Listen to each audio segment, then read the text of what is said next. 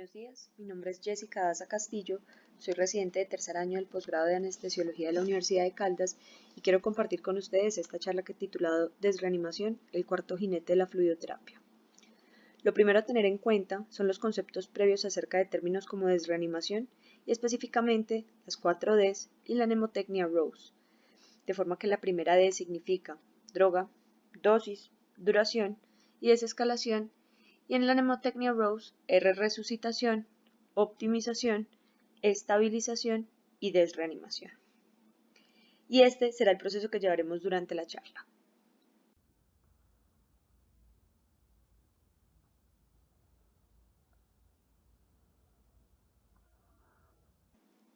Inicialmente hablaremos de fluidoterapia con esta imagen que hace pensar en soluciones electrolíticas, líquidos endovenosos y algunas incluso soluciones balanceadas.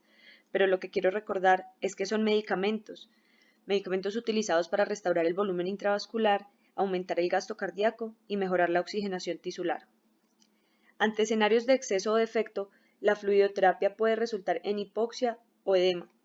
Este último asociado a un proceso vicioso condicionado por fuga capilar, hipovolemia central e hipoxia de órganos reguladores como el riñón y por ende mayor requerimiento de líquidos, lo cual perpetuará el edema. Surge entonces el concepto de sobrecarga hídrica, el cual se debe parametrizar de forma objetiva utilizando la fórmula a continuación. Dado que se ha identificado lo suficientemente bien que un balance hídrico positivo en el paciente crítico que se perpetúe en el tiempo está asociado con menor supervivencia y más riesgo de hipertensión intraabdominal, además de otros manifiestos de lo que podríamos definir como síndrome policompartimental, en donde 2 o más órganos se encuentran con presión incrementada. En resumen, la siguiente imagen ha logrado integrar las diferentes alteraciones en cada sistema particular. La encontrarán en el artículo referenciado en la parte inferior de sus pantallas. Para concluir esta idea, podemos decir que si los líquidos son medicamentos, la presencia de edema es la manifestación de su sobredosificación. Para evitar eventos como este, es que la estrategia de las 4 Ds ha sido aplicada y extrapolada del uso de la terapia antimicrobiana a la fluidoterapia, con sus 4 componentes para cada fármaco particular: droga, dosis, duración y desescalación. El primer punto, droga, exige reconocer en la individualidad de cada compuesto sus características farmacocinéticas y dinámicas, y en la individualidad de cada paciente sus comorbilidades y condiciones particulares. Sin detenerme en cada uno de los fluidos intravenosos existentes, sí quiero puntualizar acerca de la siguiente y curiosa frase que encontré en la literatura revisada. La solución salina anormal no debería ser utilizada como líquido de reanimación. Recordemos pues la diferencia de iones fuertes y su asociada acidosis hiperclorémica con esta premisa. A menor diferencia de iones fuertes, mayor cantidad de hidrogeniones y menor pH.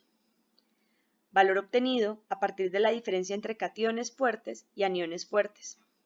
En el siguiente ejemplo veremos cómo, si a un litro de agua con determinada cantidad de sodio y cloro adicionada le agregamos solución salina, la diferencia de iones fuertes disminuye acidificando el medio, razón por la cual las soluciones balanceadas han sido identificadas como una mejor alternativa, como se demostró en este ensayo multicéntrico y de asignación aleatoria por clústeres, la intervención comparativa con solución salina frente a lactato Ringer y plasma light a 15.802 adultos en 5 unidades de cuidado crítico en Nashville para desenlaces favorables respecto a mortalidad, injuria renal y requerimiento de terapia de reemplazo renal. Volviendo de nuevo a los aspectos generales de la primera D, droga, es necesario tener en cuenta también sus indicaciones, que en términos de fluidoterapia son 4: reanimación, mantenimiento, reposición y nutrición. La primera de estas deberá hacer pensar en la ecuación de Starling y su adecuada aplicación, y por el contrario, la manifestación de su fallo en forma de síndrome de incremento global de permeabilidad, en donde no se ingresa de la manera esperada a la fase de flujo, de la cual ampliaremos más aspectos luego, provocando retención hídrica, disfunción orgánica y alteración del glucocálix, situación que se ha denominado fuga capilar, y para lo cual existe una medición cuantitativa con datos de laboratorio accesibles, conocido como índice de fuga capilar, el cual incrementa la mortalidad cuando su valor es superior a 61. Se han descrito entonces dos fases predominantes en el proceso de deshidratación y rehidratación. La fase de Ebb, descrita clásicamente en el paciente con caras opacas, pulso filiforme y extremidades frías. Y la fase de flujo, en la que el paciente se entibia, mejora el gasto cardíaco y el equipo quirúrgico se relaja. Sucesos que se evidencian mejor en el tiempo con las siguientes características. En la fase de Ebb encontraremos un paciente con shock hiperdinámico, con disminución de sus resistencias vasculares sistémicas y un aumento de la permeabilidad capilar y de las catecolaminas circulantes, asociado a un proceso de hipovolemia. En la fase de flujo encontramos al paciente con un exceso de fluido tras la reanimación inicial, en donde se aumenta el consumo de oxígeno y de ATP. Agrupadas entonces en tres momentos, el primer hit se caracteriza por la injuria inflamatoria, el segundo hit por la isquemia reperfusión y si existe fallo en entrar a la fase de flujo, un tercer hit caracterizado por el síndrome de incremento global de permeabilidad y sus diferentes manifestaciones orgánicas ya mencionadas. Las otras indicaciones serían mantenimiento con especificaciones acerca de los requerimientos basales de cada paciente, reposición de pérdidas y recordar que en este punto se incluyen los diluyentes de los medicamentos y por último la nutrición del paciente, que deberá ser considerada como una forma de tratamiento a la cual se le deben aplicar las 4 Ds como estrategia para su administración: tipo de nutrición, la carga calórica y proteica, cuándo y por cuánto y cuándo desescalar hacia la vía oral. Respecto a la segunda D, dosis, es necesario responder a las siguientes tres preguntas. Primero, ¿cuánto es una dosis efectiva en fluidoterapia? ¿Cuál es el efecto terapéutico exacto deseado? ¿Y cuál es la ventana terapéutica? Y tener en cuenta aspectos farmacocinéticos, farmacodinámicos y el fino límite entre la respuesta terapéutica y la tóxica. Para evaluar este último aspecto, tenemos monitores de la respuesta hemodinámica funcional al reto de líquidos. En nuestros escenarios clínicos, contamos con el riñón como el primer evaluador funcional, con un reto de 500 mililitros de soluciones electrolíticas o 100 mililitros de coloides. La prueba de elevación pasiva de las piernas, el análisis del volumen sistólico con la variación del contorno de la onda de pulso arterial o pletismográfica y el test de oclusión al final de la expiración o combinado inspiración-expiración. Estos son los valores porcentuales a tener en cuenta para cada prueba. En tercer lugar, la duración de la terapia hídrica debe ser analizada con detalle, pues de su inicio oportuno y su finalización aún más oportuna dependerá el desenlace clínico. Conclusión a la que se llegó con la comparación de 3 estudios con características demográficas similares y metodologías particulares. El de Murphy, con 212 pacientes con shock séptico e injuria pulmonar aguda. El de Cordemans, con 180 pacientes con sepsis, fuga capilar y sobrecarga hídrica. Y el de Geortrup, con 151 pacientes con shock séptico y terapia hídrica estándar versus restrictiva. En los tres, las siguientes estrategias de duración fueron consideradas. Una terapia temprana adecuada, con las características que ven anotadas allí, una terapia conservadora temprana y una finalización tardía liberal o tardía conservadora. Los resultados en términos de mortalidad demostraron que la duración de la terapia ideal debe ser adecuada de manera temprana, aportando más de 50 mililitros por kilo por las primeras 12 a 24 horas, y debe ser conservadora en la etapa tardía, con el objetivo de tener al menos 2 días consecutivos con un balance negativo durante la primera semana. Finalmente, la última D hace referencia a la desescalación. Se iniciará cuando se ha logrado el efecto clínico deseado, cuando las maniobras de respuesta hemodinámica funcional se han estabilizado respecto al incremento del gasto cardíaco, y el mejor paso a seguir es el retiro oportuno de la terapia hídrica. Es entonces aquí en donde podemos integrar las 4 fases de la fluidoterapia, la estrategia de administración Rose, con el concepto que nos llama esta conferencia, la desreanimación. La estrategia Rose se presenta y explica mejor a partir de estos dos gráficos, en donde se combinan las diferentes etapas de la reanimación según sus siglas, R, O, S o E, la fase en que se encuentra el paciente, sea ebb o flujo,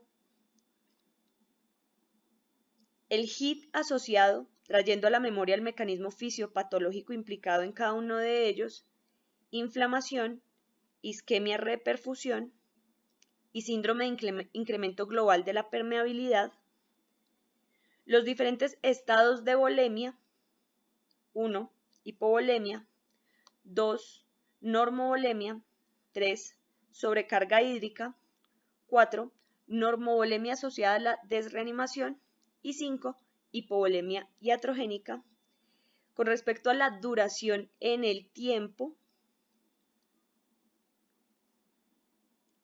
asociado a dos procesos: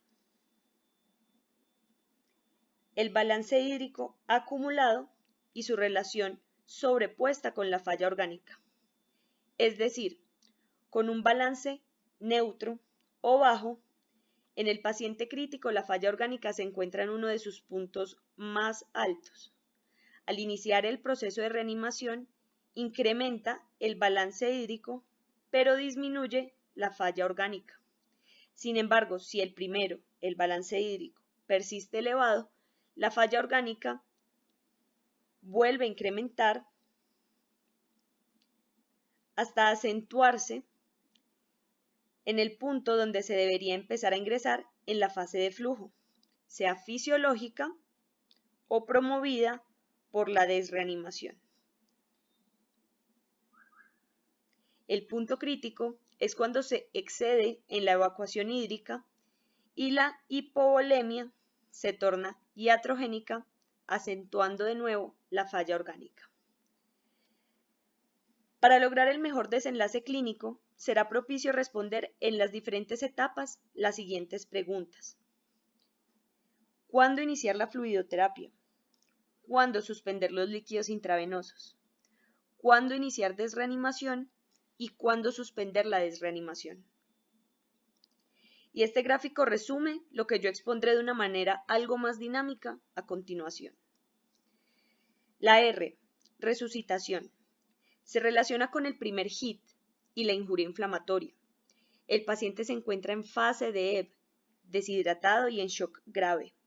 Responderemos la pregunta ¿cuándo iniciar fluidos? Y el objetivo terapéutico será la macrohemodinamia del paciente. El tratamiento se hará con un bolo de 4 mililitros sobre kilogramo en 10 a 15 minutos y se deberá empezar de manera temprana, adecuada, con una terapia guiada por objetivos, con el volumen mencionado anteriormente para lograr un balance hídrico positivo y buscando unas metas de presión arterial mayor a 65 milímetros de mercurio, una variabilidad de la presión de pulso menor a 12% y un área indexada de fin de diástole del ventrículo izquierdo mayor a 8 centímetros sobre metro cuadrado. Luego, en la optimización, en la cual el paciente se encuentra en el segundo HIT, se encuentra en un estado de isquemia reperfusión con la fase de flujo por empezar, pero se encuentra en un shock inestable y debo preguntarme cuándo debo suspender los fluidos, buscando también macroperfusión en estos pacientes. Lo haré con líquidos de mantenimiento buscando un balance hídrico neutro, metas de presión arterial mayor a 65 milímetros de mercurio y otras medidas objetivas como verán anotadas allí. En el tercer punto, con la S, buscaremos estabilizar al paciente manejando pautas de fluidoterapia estricta y con objetivos claros en busca de un balance hídrico neutro o negativo y mediciones de fuga capilar menor a 60, presión intraabdominal menor a 15 y un agua pulmonar extravascular menor a 10, todo con el fin de evitar el síndrome policompartimental.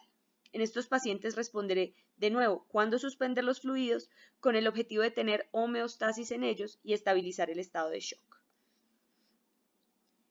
Para ello debo mencionar la utilidad de la monitorización que utiliza principios de termodilución transpulmonar mediante la canulación venosa y arterial para servir como medida directa de la precarga, ayudando así en la consecución del estado estable hídrico y hemodinámico del paciente.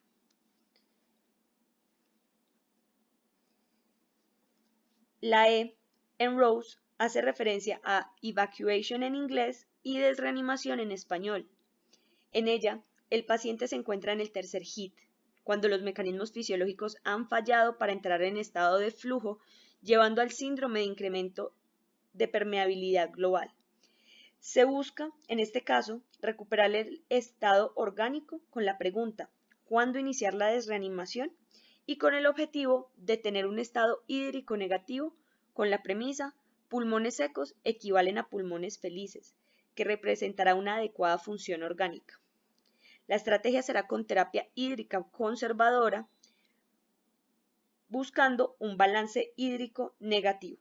Para ello se aplicará el tratamiento PAL. Este hace referencia al uso de PIP elevada, P, el uso de albúmina hiperoncótica en la A y el uso de furosemida, que por su nombre comercial Lasix recibió la sigla L. Y estas son las pautas recomendadas para cada uno de los 3 puntos. En la P se buscará brindar un PIP en centímetros de agua que equivalga a la presión intraabdominal en milímetros de mercurio para ofrecer un contrabalance por 30 minutos. En la A, utilizar albúmina hiperoncótica al 20%, brindando bolos de 200 mililitros en 60 minutos 2 veces durante el primer día y luego titularla hasta 30 gramos sobre litro a nivel sérico. En la L, la furosemida, brindarla en dosis carga de 60 miligramos y luego en infusión continua de 60 miligramos por hora por las primeras 4 horas. Luego 5 a 10 miligramos por hora según la tolerancia del paciente. Y en aquellos anúricos, el uso de terapias de reemplazo renal continuas. Las críticas, cuestionamientos y discusiones al respecto de esta estrategia son válidas.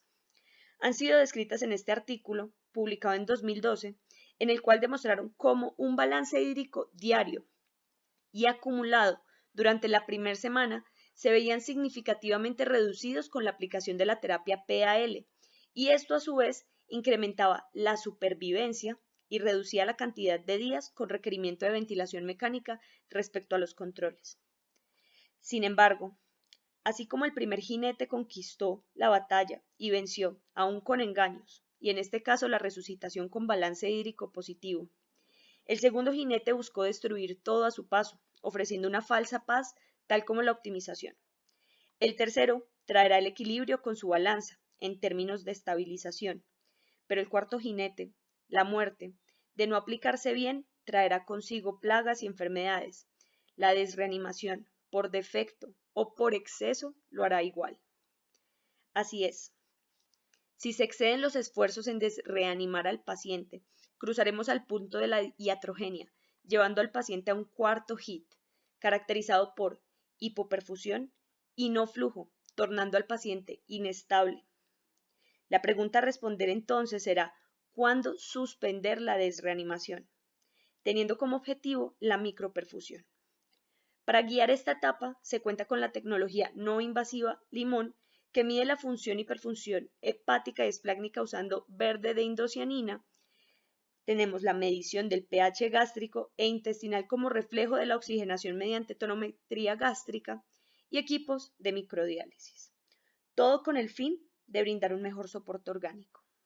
Gracias.